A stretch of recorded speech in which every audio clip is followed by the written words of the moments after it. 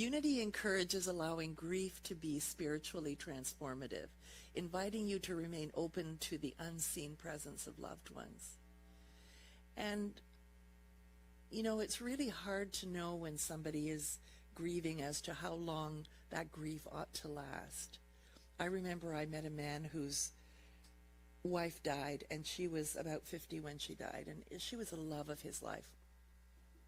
And for about 20 years that I knew him before he passed, he mourned her passing every single day. He wore black all the time, and whenever you had a conversation with him, he would bring her up and how he missed her so much.